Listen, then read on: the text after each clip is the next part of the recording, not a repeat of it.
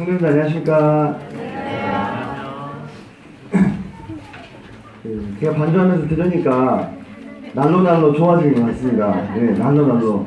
그래서 우리가 하나님께 예배당을 헌당하는 그날에 가장 완성도 높은 합창이 들려지지 않을까 하는 기대가 많이 생겼습니다.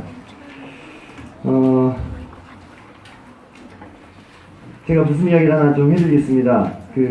아프리카에 선교를 갔던 한 선교사가 하루는 부족들을 돌아보는데 사자가 쫓아오더랍니다. 굶주린 사자가. 선교사가 어떻게 됐습니까? 막 뛰었겠죠, 살려고. 근데 아무리 뛰어봐야 어떻게 사람이 사자를 이기겠어요. 그래서 거의 이제 사자가 자기를 잡아먹으려고 하는 이제 지점까지 막 이제 사자가 쫓아오는 거예요. 그래서 선교사가 기도하기를, 하나님, 저를 좀 살려주십시오. 이 사자를 크리스찬으로 좀 바꿔주십시오. 이렇게 기도를 했다는 거예요. 근데 정말 기적적으로 사자가 멈추더랍니다. 그래서 이 선교사가 너무 놀래가지고, 이건 기적이야. 하나님 감사합니다 하고 기도를 드렸답니다. 이렇게 사자가 이렇게 또박또박 걸어오더니 이렇게 이야기를 하더랍니다. 오늘도 일용할 양식을 주셔서 감사합니다. 네. 크리스찬으로 바뀌긴 바뀌었는데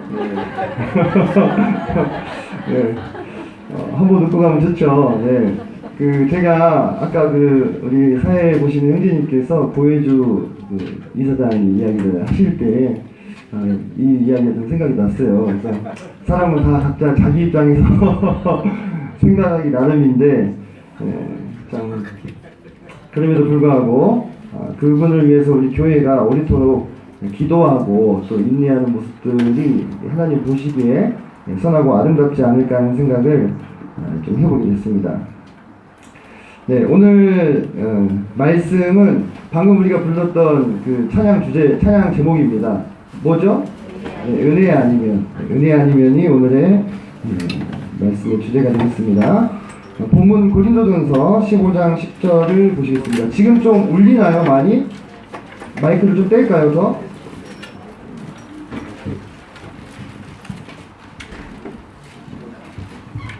지금 괜찮으십니까? 네. 고린도전서 15장 10절 말씀을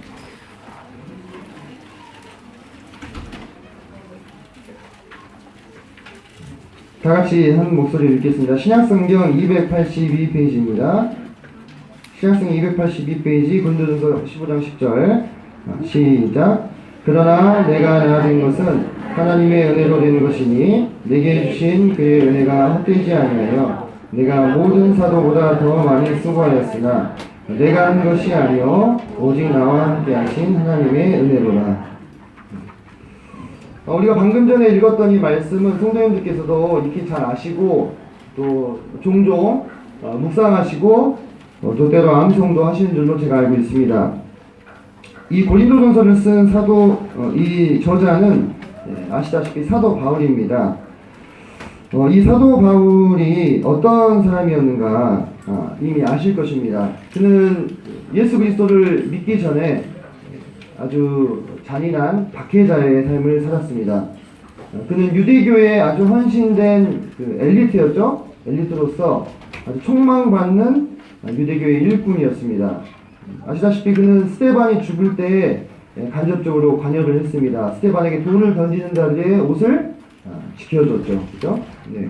그리고 그 뒤에 예루살렘 교회를 아주 잔해했죠. 성도들을 끌어다가 옥에 가두고 때리고 이렇게 핍박을 했던 그런 사람입니다. 뿐만 아니라 그는 다메섹까지 기세등등하게 순교의 피를 흘리기 위해서 찾아갔던 사람입니다. 바로 그가 예수님을 만나기 전까지의 그의 삶은 참으로 예수님의 대적자요 반역자였던 그런 삶이었습니다. 그런데 그런 사도 바울이 이렇게 고백을 하고 있죠. 내가 나된 것은, 또는 나의 나된 것은, 이 창문이 또 익숙해요. 나의 나된 것은 하나님의 은혜로 된 것이다. 이렇게 이야기를 했습니다. 사도 바울이 그러한 잔혹한 박해자의 삶을 살다가 이제 자신이 박해했던 바로 그 예수 그리스도를 위해서 자신의 인생과 삶과 시간을 모두 부어드리고 있는 바로 그 시점이 고린도전서를 썼던 것이죠. 그래서 아주 극과 극의 삶으로 변화된 사도 바울이 스스로에 대해서 말하기를 이것은 하나님의 은혜로 되었다, 이렇게 이야기를 했습니다. 아시다시피 다메섹으로 가는 그 길 위에서 사도 바울은 예수님을 만나게 됩니다. 사도 바울은 어떤 그리스도인에게 복음을 들어서 구원받은 케이스가 아닙니다. 그럴 수가 없죠. 그리스도인이 누가 그 앞에 제대로 설 수 있었겠습니까? 보자마자 잡아서 옥에 가두든 고문을 하든 그렇게 했을 것이니까요. 그래서 이 사도 바울이 구원을 받을 수 있는 방법이라고는 정말 전적인 하나님의 주권적인 은혜밖에는 없었다는 것입니다. 누구에게 복음을 들어서 지금 구원받을 수 있는 상황이 아니었어요. 다메섹으로 가는 길도 바로 그 그리스도인들을 잡아 죽이려고 지금 가고 있는 상황이었기 때문에 그때에 예수님께서 커다란 빛 가운데에서 사도 바울에게 나타나셨습니다. 이건 정말 큰 하나님의 은혜죠. 그리고 그가 그 길 위에서 예수님을 만나고 난 뒤에 그의 삶은 완전히 180도 달라지게 된 것입니다. 그런데 참 재밌는 것은 그가 그런 은혜를 주님께 받기 전까지 자신이 얼마나 끔찍한 삶을 살고 있었는가를 깨달았습니까? 전혀 깨닫지 못했습니다. 도리어 어땠어요? 자신의 삶에 대해서 아주 당당하고 자부심이 넘치고 자신감이 넘치는 삶을 살았습니다. 그는 당당하게 대제사장들에게 청해서 공문을 받아가지고 위세등등하게 다메섹으로 향하던 길이었어요. 지금 이 고린도전서를 쓰고 있는 사도 바울이 그때를 회상한다면 참 얼마나 끔찍했겠습니까? 그 천하를 다 창조하신 예수 그리스도를 박해하는 삶을 살면서도 그 삶이 자랑스럽고 당당한 삶이었다는 것입니다. 예수님을 만나서 은혜를 입기 전까지는 말입니다. 구원받기 전에 모든 사람들의 삶이 바로 이와 같습니다. 실은 어떻게 살아가든지 그 삶이 나쁘다고 생각하지 않습니다. 그걸 나쁘다고 판단하고 바라볼 수 있는 힘이 있어요, 없어요? 없다는 것이죠. 그렇게 계속해서 살아간다면 틀림없이 이제 이 사람은 망하고 마는 것이죠. 그죠? 만약 사도 바울이 예수님을 만나지 못하고 은혜를 잊지 못했다면 그는 그저 자기 죄 가운데서 살다가 죽어서 망하게 되는 것입니다. 자, 그런데 우리의 모습이 좀 그와 같지 않았는가 하고 돌아보게 되는 것입니다. 예수님께서 우리에게 은혜를 베푸셔서 우리 또한 그분의 은혜로 말미암아 거듭나고 나서 보니까 이전에 내가 살아왔던 삶이 어때요? 잘못 살던 삶이었구나라는 인식이 그때서야 비로소 우리를 찾아오게 되는 것입니다. 사실 여기 앉아 계신 우리 성도님들 대부분 이제 구원받기 전이라 할지라도 어떤 범죄자의 삶을 사신 분은 제가 거의 없는 것으로 이제 알고 있습니다. 그래서 나는 괜찮게 산다고 생각하고 사셨잖아요, 그죠? 이 정도면 법 없이도 살 수 있는 사람이고, 나름대로 사회생활도 잘하고 있고, 주변 사람들과 관계를 잘 맺고 있지 않냐, 나 정도만 살아도 좀 사람답게 산다는 얘기 들을만 하지 않느냐라는 생각을 가지고 당당하게 내 주먹을 믿으며 내 힘을 믿으면서 살아왔던 것이 우리 과거의 모습이었다는 것입니다. 그때는 그 삶이 얼마나 어긋나 있는 삶인가를 알 수가 없었죠. 그런데 언젠가 어느 시인가 우리의 인생 속에서도 바로 그 다메섹에서 바울에게 비추었던 그 빛이 비춘 날이 있었습니다. 그때 우리가 하나님의 은혜를 받았고 거듭나게 되었고 이전과는 달라진 시각으로 우리의 삶을 바라볼 수 있는 힘이 비로소 그때서야 생기게 되었다는 것입니다. 디모데후서 1장 9절을 보시겠습니다.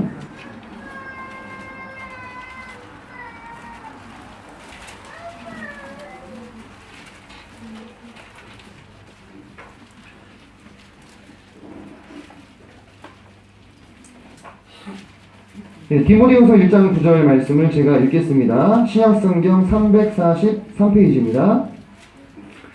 하나님이 우리를 구원하사 거룩하신 소명으로 부르심은 우리 행위대로 하심이 아니요 오직 자기의 뜻과 영원 전부터 그리스도 예수 안에서 우리에게 주신 은혜대로 하심이라.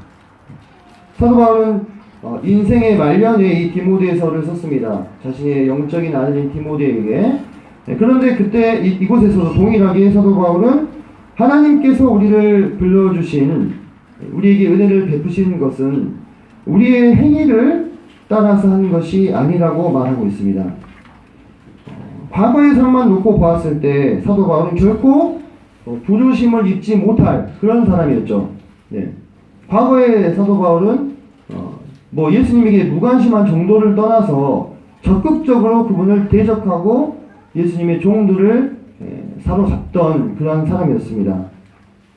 자, 그런 처지에서 도리어 11절을 보시면 11절 디모데후서 1장 11절 내가 이 복음을 위하여 선포자와 사도와 교사로 세우심을 입었노라. 박해자의 삶, 과거의 그 삶, 결코 예수님의 은혜를 입을 만한 그 어떤 행위도 갖고 있지 못한 그 삶에서 이제는 선포자와 사도와 교사의 삶을 살고 있는 이 사도 바울이 그 누구보다도 하나님의 은혜를 정말 크게 느끼지 않았겠습니까? 아마도 이 바울의 평생의 삶 가운데 이 박해자라는 자신의 과거가 꼬리표처럼 아마 주홍 글씨처럼 그를 따라다녔을 것입니다. 디모데전서 1장 13절도 잠깐 보시겠습니다. 앞으로 몇 장 넘어가면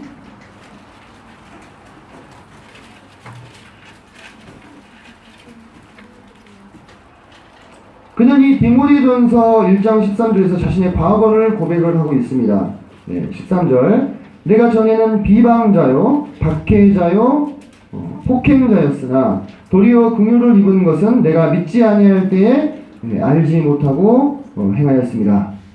우리 주의 은혜가 그리스도 예수 안에 있는 믿음과 사랑과 함께 넘치도록 풍성하였도다. 이 디모데전서는요 사도 바울이 거의 순교하기 전에 쓴 서신입니다.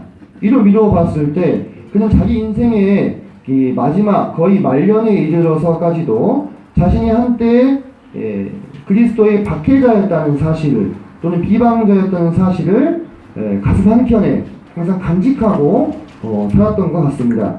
그래서 거의 그 인생의 말년에 기록한 서신서에도 그러한 내용들을 고백하고 있는 것이죠. 그런데 그런 그에게 13절에 그런 그에게 14절에 보니까 주님의 은혜가 넘치도록 풍성하게 부어졌다는 것이에요. 한번 생각을 해보겠습니다. 사도 바울이 하나님의 은혜를 받지 못하였다면 동일하게 이 디모데서를 쓸 때쯤에 그 사도 바울의 나이에 그의 삶이 어떠했겠습니까? 아마 유대교의 유력한 지도자로서 남들 명망과 존경을 받는 삶을 살고 있었을지는 모르겠지만 그의 영혼은 예수 그리스도께를 갈 수 없는 참으로 절망적인 상태임에도 그것조차 깨닫지 못하고 자신의 아집과 자부심과 고집에 평생 사로잡혀서 예수님의 대적자로 살아갔을 것이었습니다. 그런 그가 예수님의 은혜가 임함으로 말미암아 이제 넘치는 은혜로 인해서 비록 지금 이 글을 쓰고 있을 때는 그는 감옥에 갇혀서 죽을 날을 기다리고 있었음에도 불구하고 기쁨과 감사와 평안이 넘치고 있음을 우리가 서신서를 통해서 발견할 수 있다는 것입니다. 바랄 수 없는 중에 받는 것이 은혜입니다. 은혜의 원어적인 의미는 바랄 수 없는 중에 받는 것 또는 받을 수 없는 것을 받는 것. 그래서 기쁨을 넘치게 하는 것이 은혜. 그것이 은혜입니다. 우리는 어떻습니까? 만약 내가 하나님의 은혜를 잊지 못하였다면 지금 어떤 모습으로 살고 있었을까요? 한번 생각해 보시기 바랍니다. 나는 무엇을 위해 살고 있으며 무엇을 추구하며 내 인생의 시간과 물질을 쓰고 있었을까요? 어쩌면 우리 중에 어떤 분들은 어느 밤거리를 주말마다 헤매고 계시는 분들도 있을지 모르겠습니다. 또 어떤 것은 헛되고 헛된 쾌락을 추구하면서 그것이 인생의 전부인 양 생각하며 살아가는 분도 계실지 모르겠습니다. 또 무엇인가에 중독되어서 그것에 노예가 되어서 살아가고 있을지도 모르겠습니다. 요즘에 얼마나 많은 중독이 있습니까? 쇼핑 중독, 알코올 중독, 도박 중독, 마약 중독, 게임 중독, 음란물 중독, 또 일 중독. 이것도 심각한 거예요, 이것도.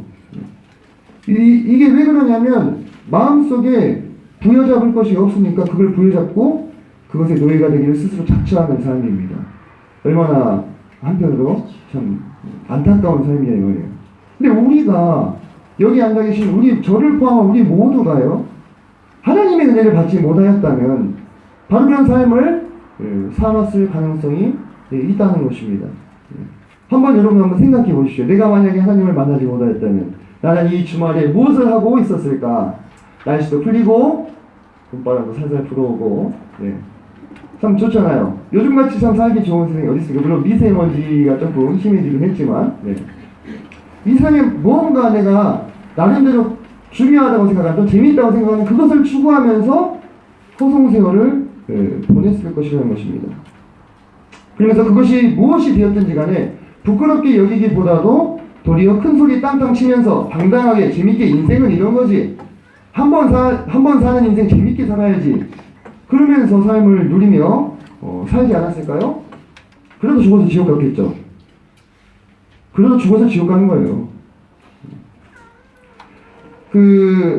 최근에 TV에 보시면 유명한 연예인들이 오르내리는 것들을 보셨을 것입니다. 뉴스에 카카오톡 단체 카톡방에서 막 어떤 동영상들을 막 공유하고 남의 사생활을 막 주고받고 하면서 법을 어겼던, 한때 다들 너무 잘 나가고 또 많은 청소년들의 흠모의 대상이 되었던 유명한 연예인들, 젊은 시절에 성공해서 돈과 명예와 부와 인기와 모든 것들을 누렸던 그 사람들이 한순간에 몰락하는 모습들을 보고 계십니다. 그죠? 그들은 왜 그렇게 됐을까요? 자기가 원하는, 즐거워하는 것을 따라 산 삶의 대가를 받고 있는 거예요. 그죠? 그래서 우리 또한 그들과 다르지 않은 삶을 살았을 가능성이 높다는 것입니다. 내가 예수님의 은혜를 잊지 못하였다면, 하나님 내게 전적으로 은혜를 베푸시지 아니하셨다면, 이 은혜는 바랄 수 없는 것을 받은 거예요. 받을 수 없는 것을 받은 겁니다. 내가 하나님께 나를 구원해 달라고 요구할 수 있는 자격 있는 사람이 누가 있을까, 이 세상에? 아무도 없다는 겁니다. 우리 중에도. 내가 뭔가 하나님이 보시기에 기뻐할 만한, 또 하나님이 참 기특하게 여길 만한 의로움이나 행위가 있어서 그걸 가지고 하나님 날 구원해 주셔야 합니다 라고 주장할 수 있는 사람이 중에 어디 있습니까? 그렇다면 우리 모두는 다 은혜로 구원을 받은 거예요. 마치 사도 바울처럼 과거에 하나님께 무관심하고 때로 하나님을 대적하고 하나님을 무시하고 내 마음대로 내 뜻대로 살아왔던 자들이 이제 받을 수 없는 중에 풍성한 은혜를 받아서 참으로 하나님이 우리 사람을 지으실 그 목적과 뜻에 알맞은 삶의 궤도를 회복하고 영원한 모습에서 살아가고 있지 않습니까? 그죠? 우리가 어떠한 자였는지를 결코 잊어서는 안 됩니다. 어떤 상황에서 주님이 우리를 불러주셨는지를 잊지 말아야 합니다. 이것은 우리로 과거의 기억에 갇혀서 살아가라는 말이 아닙니다. 도리어 그 과거의 기억을 통해서 현재 내게 임한 이 은혜가 얼마나 큰 것인가를 가늠하시라는 것입니다.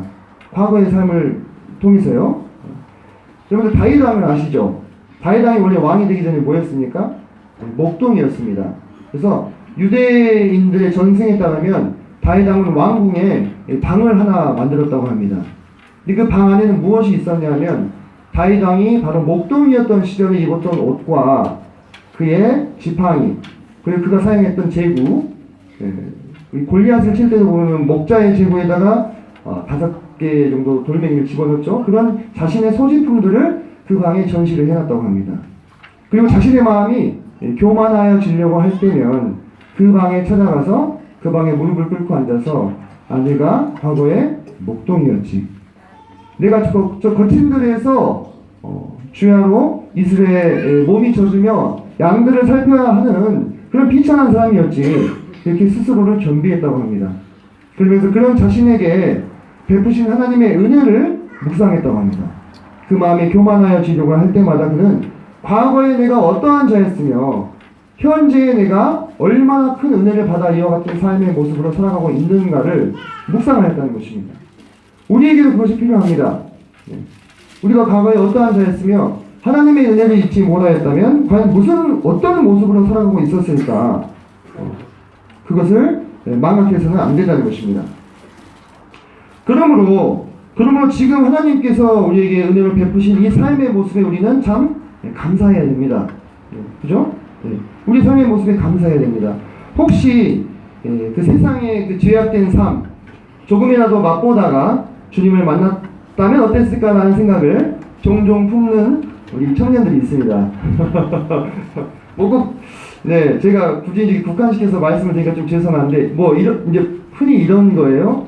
이런 케이스의 경우에 그런 일이 많은데, 이제 어려서부터 믿는 부모님 밑에서 자라가지고, 이제 세상에서 방황을 할 겨를도 없이, 본인의 의지와는 상관없이 예배당을 다니다가 구원을 받아버렸어. 이제 더 선택지도 없어요, 이제. 네, 한번 이제 세상을 한번 방황해보고 싶은데도 이제 마음에 성령님이 거하시기 때문에 안 되죠. 네.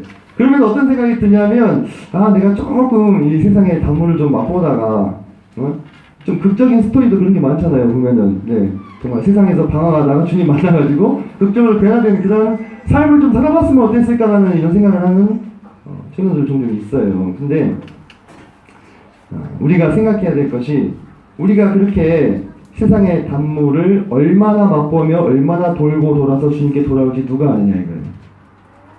그렇죠? 얼마나 큰 대가, 얼마나 씻을 수 없는 상처를 입고 나서 주님께 돌아오는지 누가 장담해 줄 수 있느냐 이겁니다. 오히려 그 삶은 감사해야 되는 삶이죠. 그죠? 저는 우리 모임은 아니지만 예수님을 믿는 청년들 중에서 세상에서 방황하다가 낙태, 영아 유기, 심지어는 동성애까지 빠져서 방황하다가 돌아와서 고침받고 다시 믿음을 회복한 청년들의 사례를 알고 있습니다. 우리 모임은 아닙니다. 그들이요, 지금은 물론 회복되어서 주님을 섬기고 있습니다만은 그들이 과거에 치러야 했던 그 삶의 수업료 얼마나 크냐 이거예요. 왜 굳이 불이 뜨거운지를 배워봐야 하냐 이거예요. 우리 다 알고 있지 않습니까? 그죠? 그래서 우리는 지금 우리에게 허락된 이 삶의 모습이 어떠하든지 간에 그것이 하나님의 은혜로 말미암아 주어진 것이라는 것을 생각하시고 정말 감사해야 될 필요가 있다는 것입니다. 우리를 젊은 날에 불러주심이 얼마나 더 감사한 일입니까? 그죠? 그리고 이제라도 우리를 불러주심이 얼마나 감사한 일입니까? 그죠? 여기 계신 모든 성도님들 누구 하나 똑같은 삶의 패턴으로 살아오신 분이 없을 거예요. 다 똑같은 시점에 예수님을 믿으신 것도 아니죠. 하나님의 은혜가 각자의 삶 가운데 임한 그 시점이 있었습니다. 그때가 내가 느끼기에 이르든 또는 늦었든 그것이 중요한 게 아니라 하나님의 은혜가 나에게 임했다는 그 사실이 중요한 것입니다. 그래서 나에게 허락하신 이 삶을 감사하며 살아가야 될 필요가 있습니다. 여기서 나의 나되는 것은, 내가 나되는 것은 오직 하나님의 은혜다. 이렇게 고린도전서 15장 10절에서 바울이 고백하는 것이 곧 우리 모두의 동일한 고백이 아닐까 합니다. 나의 나된 것은 하나님의 은혜요. 지금 나의 삶이 이만큼이나마 이루어진 것도 하나님의 은혜입니다. 내가 영원한 것을 위해 살게 되는 것이 하나님의 은혜입니다. 내가 주님을 섬길 수 있음도 하나님의 은혜입니다. 나의 어떠함이 아닌 오직 하나님의 은혜입니다. 나의 능력이나 나의 상태나 또는 나의 은사가 아닌 오직 하나님의 은혜입니다. 그 은혜가 나를 세우는 것입니다. 그 은혜가 사람의 말이나 평가가 아니라 하나님의 은혜가 나를 세우시는 것입니다. 여러분들 성경에 보면은 참 어찌할 수 없는 인간들이 하나님의 쓰임을 받아요. 우리가 모세를 높이 평가합니다만 모세는 살인자였습니다. 그죠? 유다는 예수님의 조상님이 되셨죠. 근데 유다는 성매매범이었어요. 다말을 창녀인 줄 알고 염소 새끼를 주고 취하지 않습니까? 그게 뭐예요? 그거 성매매예요, 그거. 이해되시죠? 예. 입다는 어땠습니까? 입다는 비류라고 점잖게 표현했는데 요즘식으로 표현하면 깡패입니다. 깡패. 네. 지방의 유력한 깡패였어요. 예. 싸움을 잘해서 이렇게 스카우트 해가지고 대신 싸우게 했지 않습니까? 그죠? 예. 그리고 라헬은 어떻습니까? 여리고성에 그 라헬 창녀였습니다. 창녀. 아, 죄송합니다. 라합입니다. 네, 제가 순간 헷갈렸습니다. 네, 라합이죠. 네, 감사합니다. 네, 그리고 막달라 마리아는 어땠어요? 7귀신 들렸지 않습니까? 속된 말로 미친 여자였어요. 네, 그런 자들이 부르심을 받아가지고 하나님의 은혜를 입고 어떤 삶을 사느냐 보세요. 그죠? 우리도 다를 것이 없습니다. 예수님의 오른편에 있었던 강도도 일평생을 험하게 살다가 하나님의 은혜로 구원을 받게 된 것입니다. 우리라고 다르겠습니까? 여러분? 여러분 정직하게 본인을 이렇게 바라보시면은 내 안에 정말 다양한 모습들이 감추어져 있음을 보게 됩니다. 저는 제 자아를 정직하게 살펴보면서 제 안에 히틀러가 있더라고요. 제 안에 연쇄살인범이 있어요. 제 안에 카사노바가 있어요. 세기적인 바람둥이였죠. 제 안에 사기꾼 조이팔이 있어요. 근데 그것이요, 어느 때와 어느 환경과 어느 조건이 주어지면 튀어나올 수 있는 것인데 하나님의 은혜로 막혔다는 것입니다. 그래서 우리가 이 모습 이만큼에 살아갈 수 있는 겁니다. 여러분들 정직하게 본인 스스로 한번 살펴보십시오. 내 안에 드러나진 않았지만 나도 정말로 이 세상에 누가 보더라도 악인이라고 평가하는 그 사람과 똑같은 삶을 살 수 있었던 가능성이 씨앗이 있음을 발견하게 됩니다. 하나님의 은혜가 그런 것들이 발현될 수 있는 환경과 조건을 막으신 거예요. 저는 한때 제가 나도 좀 잘생겼으면 좋겠다 그런 생각을 했습니다. 보시다시피 그냥 밋밋하잖아요. 그죠? 네, 그런 생각을 했어요. 저도 어릴 때 지금보다 더. 근데 나중에 생각해 보니까 제가 그냥 평범하게 태어난 것도 은혜더라고요. 제가 만약에 누가 보더라도 참 이렇게 호감을 가질 만한 그런 미남으로 만약에 태어났다면 숱한 불필요한 시험과 유혹에 노출이 됐을 거 아니겠습니까? 제가 넘어지지 않았을 거라고 누가 장담할 수 있습니까? 그죠? 네. 그런 얘기도 있잖아요. 미남이면 얼굴값을 한다고. 네. 그러니까 하나님이 허락하지 않으신 거예요. 그게 감사한 거예요. 제 자신이 도덕적인 인간이어서가 아니라 아예 그 가능성이 차단됐기 때문에 저는 그 이후에선 적어도 조금 더 자유로운 삶을 살 수 있게 된 것입니다. 그렇지 않습니까? 여러분 그런 식으로 여러분 한번 삶을 생각해 보세요. 세상에 유명한 악인, 예를 들면 아돌프 히틀러라든지 스탈린이라든지 그런 사람들이 만약에 시골 농부의 삶을 살았다면 그런 악인이 되지 않았을 가능성이 큽니다. 근데 그들이 큰 권력을 받고 내가 원하는 대로 행할 수 있는 자리에 그 조건이 주어졌기 때문에 그 마음속에 있던 이 시커먼 이 악의 이 가능성이 발현이 된 거예요. 얼마나 많은 사람을 죽였습니까? 우리가 지금 이 모습으로 나의 나되게 살게 된 것, 이거 참 하나님께 감사할 일이고 은혜라는 것입니다. 자, 다시 고린도전서 15장 10절로 한번 가보겠습니다.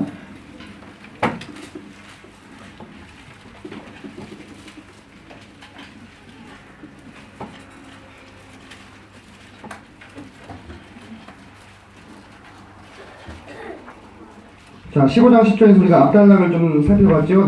내가 나되는 것은 하나님의 은혜다. 그 부분을 살펴봤습니다. 이어서 내게 주신 그의 은혜가 헛되지 아니하여 내가 모든 사도보다 더 많이 수고하였다. 이렇게 이야기하고 있습니다. 이 부분을 또 생각을 해보겠습니다. 내게 주신 그의 은혜가 헛되지 아니하여 내가 모든 사도보다 더 많이 수고하였다. 주님께서 바울에게 베푸신 은혜는 헛되이 낭비되지 않았습니다. 그는 주님께로 돌이킨 다음에 어떤 삶을 살았습니까? 그 전 세계를 오직 주님을 향해서 질주하는 삶을 살았습니다. 그가 당한 고난에 대해서 제가 부연 설명을 할 필요가 있나요? 성도님께서 이미 많이 아실 것입니다. 네. 이 사도 바울은 한두 번 죽을 뻔한 게 아니에요. 복음을 전하다가. 그런 삶을 살았습니다. 그런데 무엇이 그의 그런 희생적인 삶, 헌신적인 삶을 이끌어줬냐 이 말입니다. 무엇이 그 삶을 추동하였냐 이 말입니다. 바로 내게 주신 은혜라는 것입니다. 내게 주신 그의 은혜, 그것이 헛되지 아니하였다.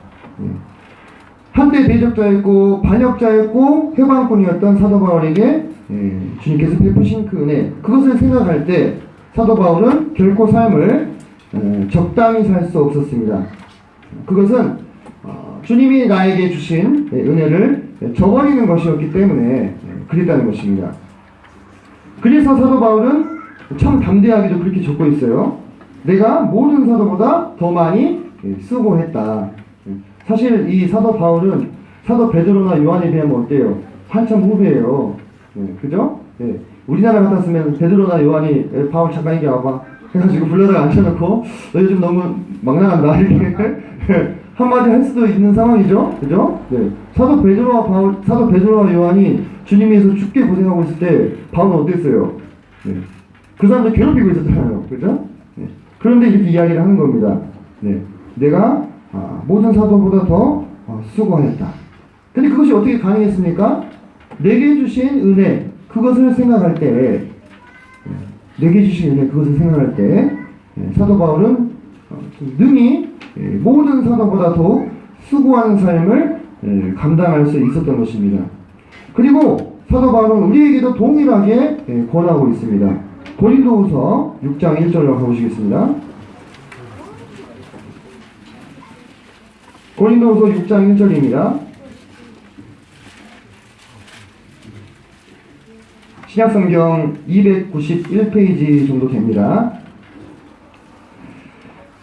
6장 1절을 함께 읽도록 하겠습니다. 시작. 우리가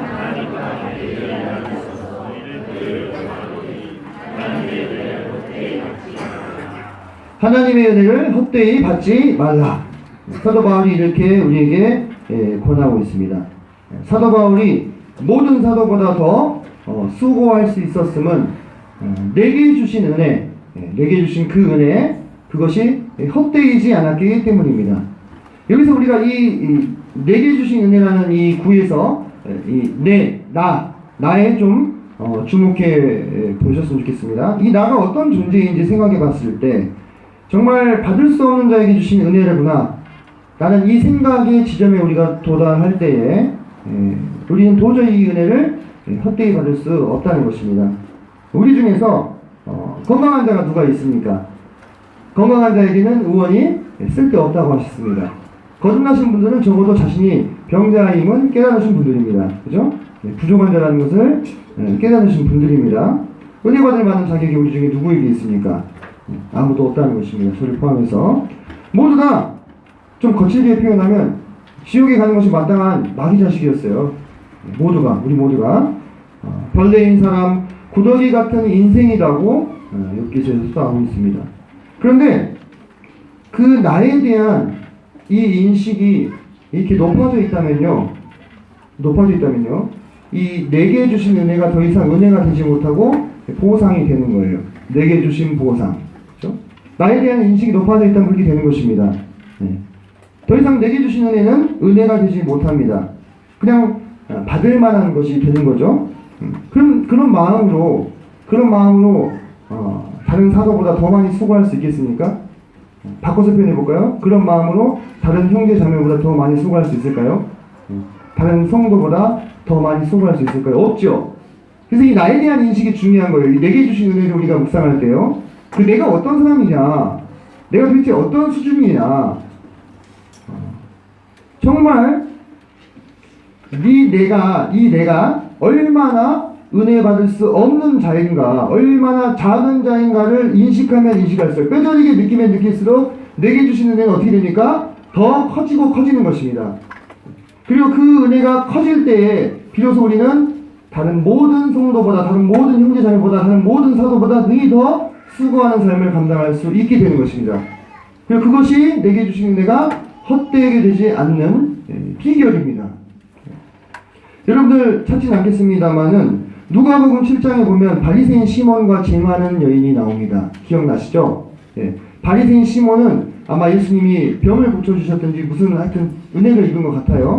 그래서 바리새인 치고 자기 집에 예수님을 초대했다는 것은 상당히 큰 일입니다. 당시 문화적 배경을 살펴봤을 때. 그런데 초대해놓고 뭣도 안 줬어요. 발 씻을 물도 주지 않았어요. 이건 가장 기본적인 손님 대접의 예의였거든요. 당시 이스라엘에서. 그것조차 지키지 않는 겁니다. 다시 말해서 형식적으로 걔도 나를 도와주셨으니까 한 번은 초대해서 식사를 대접해야 되겠지. 이 정도 생각이 그쳤던 것이죠. 근데 그 집에 죄 많은 여인이 찾아왔어요. 그는 들어오면서부터 나갈 때까지 그 눈물로 예수님의 발을 적시우고 그 머리털로 닦고. 여러분 한번 그 장면을 한번 떠올려 보세요. 지금 이 시대에도요 그런 일이 일어났다면요 참 민망한 상황입니다. 안 그렇습니까? 근데 2000년 전에 훨씬 더 보수적이고 여인들이 대접받지 못하는 그 시대에 그 동네에 제일 많은 누구나 다 아는 제일 많은 여자가 찾아와가지고 예수님의 발치에 엎드려서 그 머리카락으로 발을 비비고 있는 상황을 한번 생각해 보십시오. 그 집에 있는 모든 사람들이 그 여인에 대해서 수근거리고 있었을 것입니다. 그렇지 않습니까? 그 집의 모든 사람들이 그 여인을 비난하고 뭔가 뒤에서 수툭수툭수툭 이런 소리가 들렸을 거예요. 근데 그 여인이 개의치 않았어요. 무엇이 바로 그 여인으로 하여금 그 보수적인 사회에서 그 여인이 천대받던 사회에서 개의치 않고 주님께 자신을 헌신하여 드릴 수 있게 만들었냐 이거예요. 무엇이? 그 여인이 받은 은혜의 크기를 인식했다는 것입니다. 그 여인은 자기가 아무것도 아니라고 생각했어요. 내게 주신 은혜에서 이 부분이 아무것도 아닌 거예요. 그러니까 은혜는 무한대로 커지는 겁니다. 내가 커지면 커질수록 은혜는 보상이 되는 거예요. 그죠? 하지만 내가 작아지면 작아질수록 내게 주신 은혜는 무한대에 수렴하고 그녀는 능히 그러한 헌신을 감당할 수 있는 담대함을 얻게 되었다는 것입니다. 그래서 마음이 교만하면 수고가 안 돼요. 이거는 다른 것이 아닙니다, 여러분. 이건 능력의 문제가 아니고요, 은사의 문제가 아닙니다. 이건 마음가짐의 문제예요. 헌신이 왜 안 되느냐, 수고가 왜 안 되느냐, 섬김이 왜 안 되느냐, 내 마음이 교만하기 때문입니다. 다른 답이 없어요. 그러니까 내게 주신 은혜가 안 되죠. 그죠? 그래서 은혜를 보상으로 생각하고 적당히 살아가게 되는 것입니다. 나의 자금을 알고 주님의 주신 바 크신 은혜의 크심을 안다면 내게 주신 은혜가 헛되지 않은 삶을 살 수 있게 될 것입니다. 우리가 은혜를 입은 자로서의 마땅한 반응을 논할 때 좀 살펴봐야 될 장면이 있습니다. 룻기를 잠깐 보시겠습니다.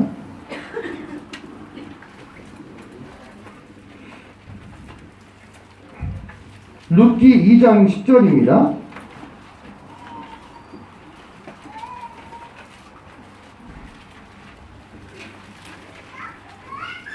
은혜를 입은 자로서의 마땅한 반응, 룻기 2장 10절, 구약성경 403페이지입니다.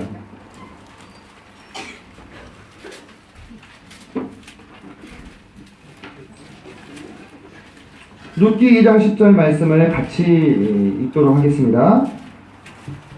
2장 10절 시작. 룻이 엎드려 얼굴을 땅에 대고 절하며 그에게 이르되 나는 이방 여인이거늘 당신이 어찌하여 내게 은혜를 베푸시며 나를 돌보시나이까. 룻에게 보아스가 참 은혜를 베풀었죠. 그죠? 일반적인 대우가 아니라 특별한 대우를 해줬습니다. 그것이 은혜죠. 근데 룻이 어떻게 반응합니까? 엎드려 얼굴을 땅에 대고 절하며. 엎드려 얼굴을 땅에 대고 절하며. 근데 이 장면에서도요, 룻은요, 자기가 어떤 입장인지를 명확하게 인식하고 있었습니다. 룻은 자신을 뭐라고 얘기합니까? 이방 여인. 그때 당시 유대 사회에서요, 이방인은요, 뭐 개나 돼지와 같은 취급을 당했죠. 그죠? 상종할 수 없는 그런 사람이었습니다. 자기에 대한 명확한 인식이 있었기에 그는 기꺼이 얼굴을 땅에 대고 절할 수 있었습니다. 이것이 은혜 받는 자의 마땅한 반응입니다. 제가 조금 바꿔서 2장 10절을 한번 읽어보겠습니다. 뭐 다른 사람이 없으니까 제 이름으로 하겠습니다. 이선진이 엎드려 얼굴을 땅에 대고 절하며 주님께 이르되 나는 이방인이거늘 주님께서 어찌 제게 은혜를 베푸시며 저를 돌보시나이까. 지금 마음속으로 한번 본인의 이름을 넣으셔서 제가 읽었던 것처럼 한번 마음속으로 읽어보시기 바랍니다.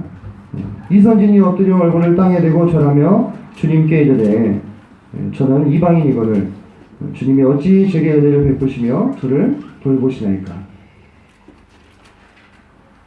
여러분, 우리는 혈통적으로도요 유대인이라고 하면 한참 멉니다.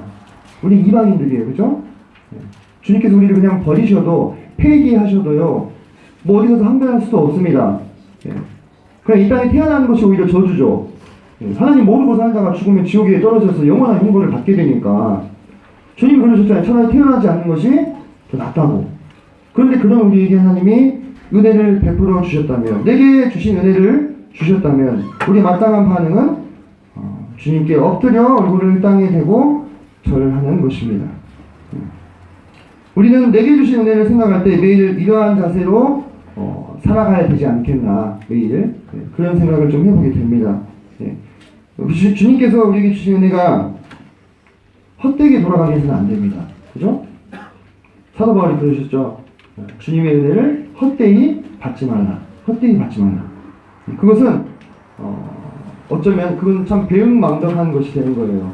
주님 우리에게 주신 은혜에 대해서 우리가 주님이 베푸신 은혜만큼 다 갚을 수 없죠. 하지만 그 은혜에 반응하고 그 은혜를 정말 천분의 1, 만분의 1이나 갚고자 하는 그 마음가짐으로 살아가는 것과, 그래서 당연하게 여기는 것은 참 큰 차이가 있는 거예요. 우리가 은혜를 받은 사람으로서 마땅히 얼굴을 땅에 대고 엎드려 어찌 저와 같은 사람에게 이런 은혜를 베푸셨습니까 주님, 이 마음가짐으로 살아가는 것이 마땅한 것입니다. 주님은 우리에게 은혜를 베푸실 때에 그 은혜를 우리의 방종을 합리화하기 위한 도구로 주신 것이 아닙니다. 우리가 나태한 삶을 살면서 주님이 내게 은혜 베푸셨는데 좀 이 정도는 봐주시겠지, 이렇게 스스로의 나태를 합리화하기 위한 도구로 우리에게 주신 것이 아닙니다. 도리어 주님께서는 우리가 우리에게 주신 그 은혜를 헛되이 하지 않고 다른 사람들에게 흘려보내는 삶을 살기를 원하십니다.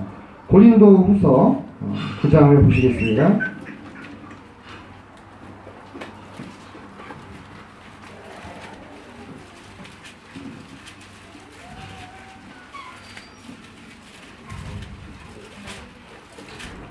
신약성경 295페이지입니다.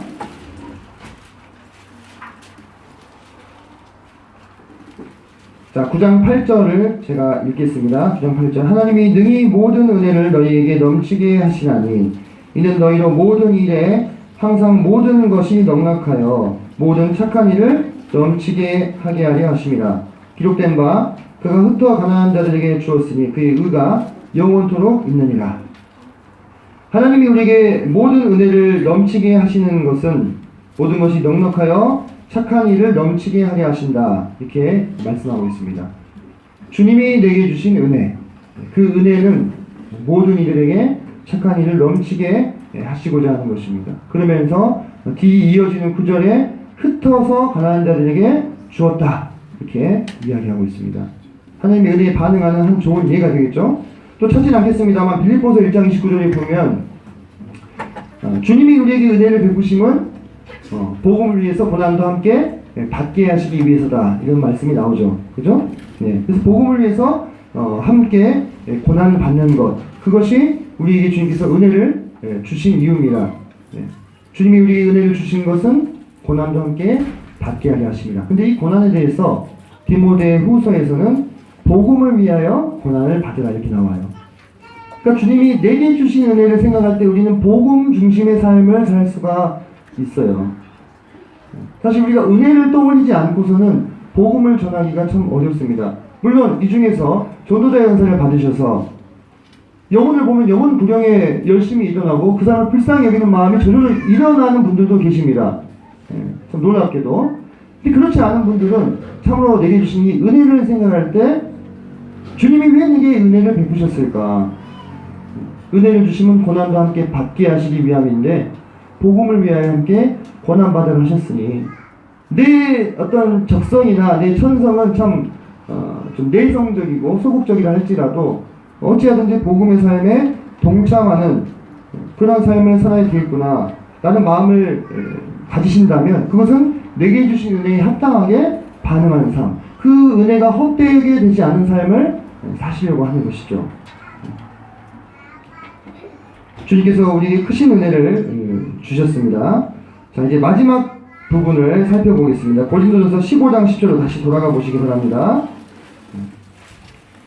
이 말씀이 오늘 우리의 중심 구절이기 때문에 계속 돌아가고 있습니다. 15장 10절.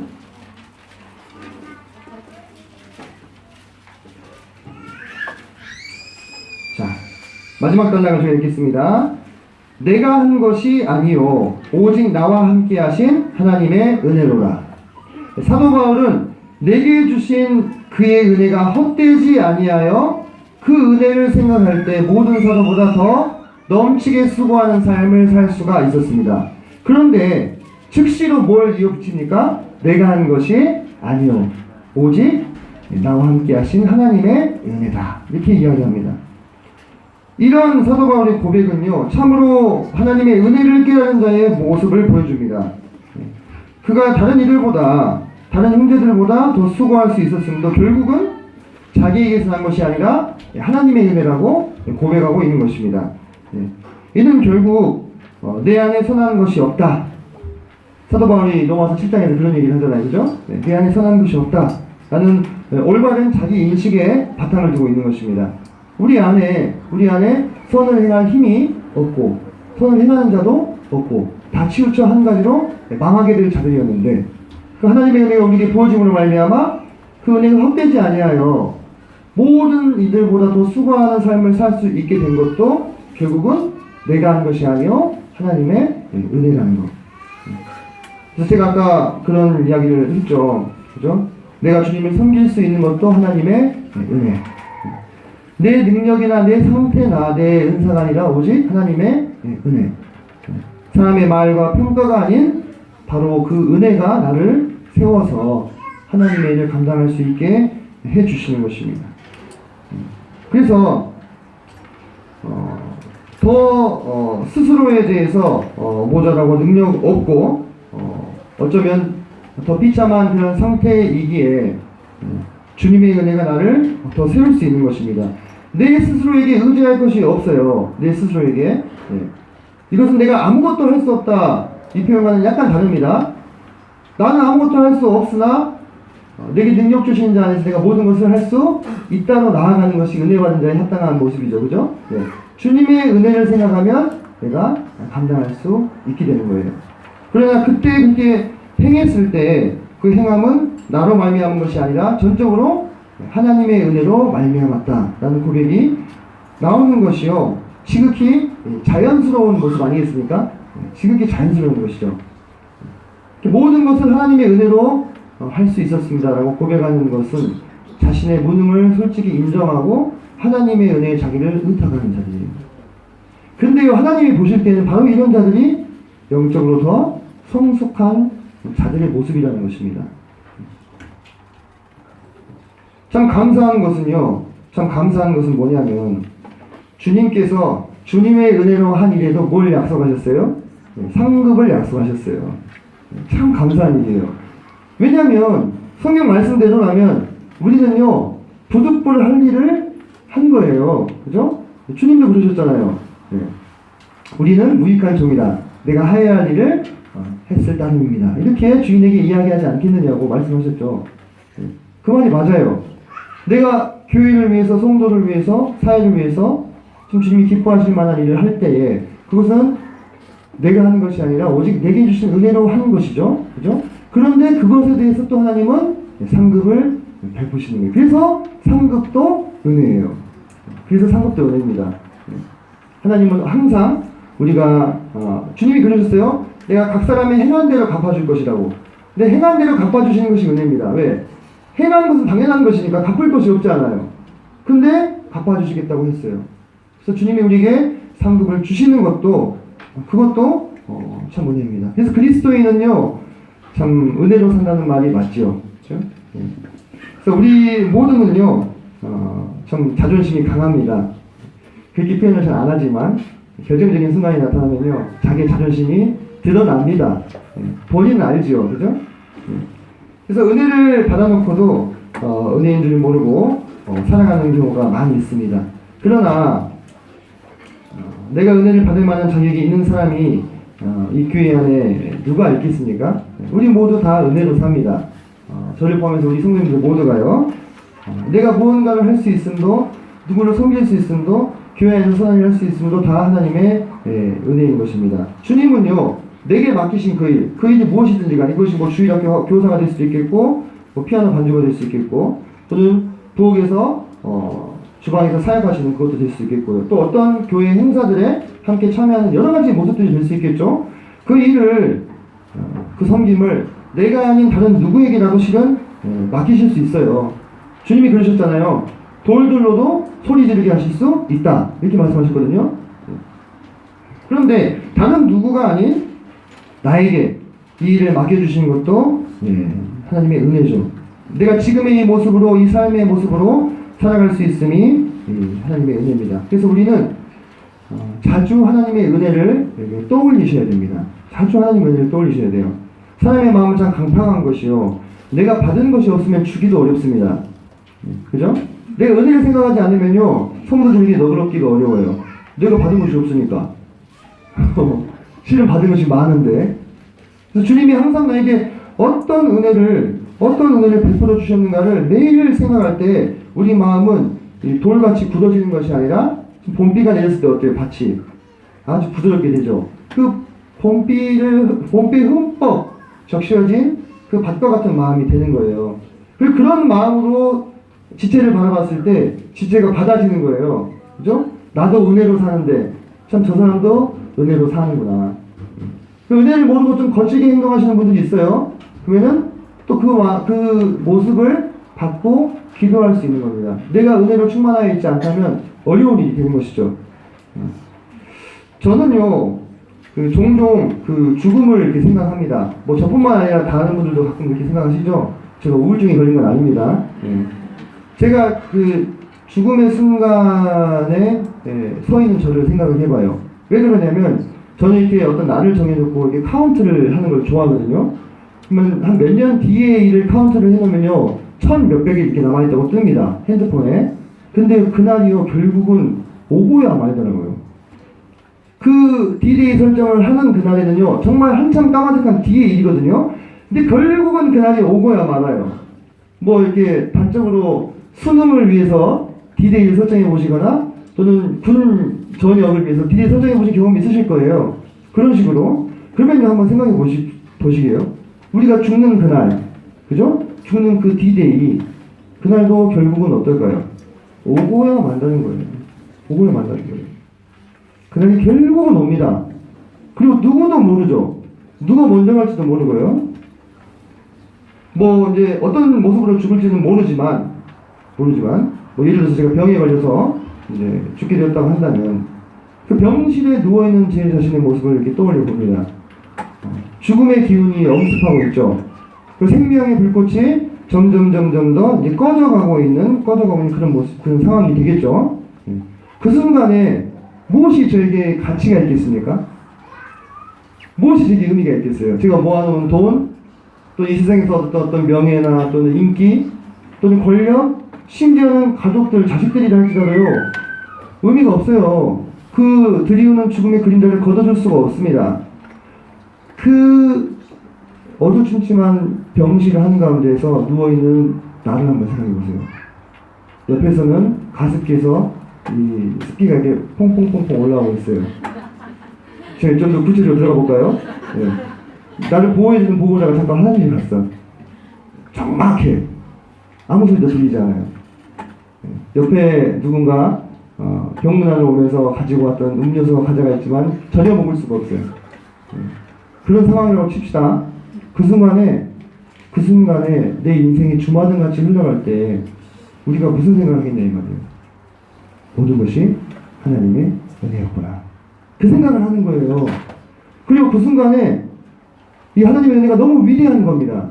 그 은혜가 아니면요, 그 순간 우리는 너무 무서울 것 같아요. 그렇지 않습니까? 그 은혜가 있기에 우리의 영혼이 구원을 받고 거듭났고, 내가 이 육신의 껍질을 벗는다 할지라도 이 내세와 현세의 이 경계가요 아주 두꺼울 것 같으십니까? 이 피부 가죽 하나 차이예요. 그죠? 이게 많이 벌어지면 우리 나가야 돼요. 이해되시죠? 이 가죽이 많이 벌어지면 나가야 돼요. 우리는 종이 한 장 차이입니다. 내세는요 판타지가 아니에요. 우리가 오늘이라도 경험할 수 있는 현실인 것입니다.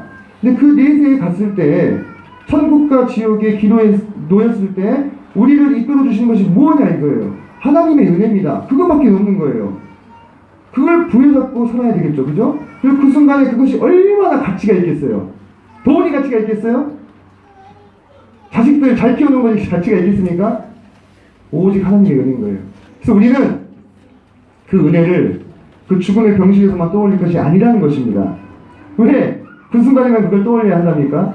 오늘도 우리가 그것을 떠올리며 살 수 있다는 거예요. 너무 쉽게 잊고 삽니다. 너무 쉽게 잊고 살아서 불평이 되죠. 지금 이 순간이. 너무 쉽게 잊고 살아서 감사가 안 돼요. 지금 나의 삶이. 그런데요, 하나님이 원하시는 것은 내게 주시는 은혜를 헛되이 받지 말라는 것입니다. 그래서 우리는 이 은혜를 매일매일 구해야 됩니다. 우리 삶 가운데서 매일매일. 이 은혜는 우리가 구원받을 때만 받는 것이 아닙니다. 성령 충만과 마찬가지죠. 우리가 성령의 세례는 구원받을 때 받습니다만 성령 충만을 매일 받아야 하는 것 같이 우리가 이 구원해 주시는 은혜 우리가 거듭날 때 받습니다만 그 뒤에도 우리는 계속해서 이 은혜를 구해야 합니다. 히브리서 4장 16절에 보시면 때를 따라 돕는 은혜라는 표현이 나옵니다. 때를 따라 돕는 은혜. 얼마나 은혜로운 표현이에요. 주님이 우리 삶의 순간순간 상황 때마다 시마다 필요한 은혜가 있음을 아시고 공급하시겠다는 거예요. 때를 따라 돕는 은혜. 그리고 약한 데서 온전케 하시는 은혜. 우리의 약한 모습, 우리의 부족한 모습들을 보실 때 실망하지 마시길 바랍니다. 오늘 어떤 형제님께서 그런 감사를 드리셨는데 참 아멘이 됐어요. 네. 주님 생각할 때 일어설 수 있고 주님 생각할 때 낙심치 않을 수 있는 것이 마땅한 거죠. 그리스도인으로서 우리를 약한 데서 세우시는 그 은혜, 모든 사람에게 구원을 주시는 은혜, 다성경에 나오는 것입니다. 지금 시간 관계는 찾을 수가 없습니다.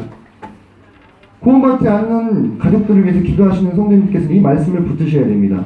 모든 자들에게 구원을 주시는 하나님의 은혜라고 말씀하지 않으셨습니까? 주님 왜 저희 가족은 안 된단 말입니까? 하고 바짓가랑을 붙잡고 늘어지면 주님이 그 은혜를 베푸시지 않겠습니까? 네. 주님은 마음이 겸손한 자에게 통회하는 자에게 은혜를 베푸신다고 말씀하셨어요.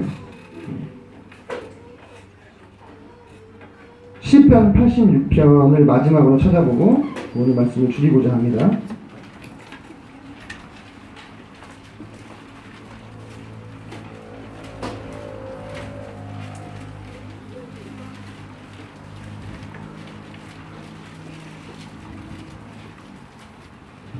시편 86편 15절로 17절 말씀을 같이 읽겠습니다. 시작. 그러나 주여 주는 긍휼히 여기시며 은혜를 베푸시며 노하기를 더디하시며 인자와 진실이 풍성하신 하나님이시오니 내게로 돌이키사 내게 은혜를 베푸소서. 주의 종에게 힘을 주시고 주의 예정의 아들을 구원하소서. 은총의 표적을 내게 보이소서. 그러면 나를 미워하는 그들이 보고 부끄러워하오리니 여호와여 주는 나를 돕고 위로하시는 이십니다.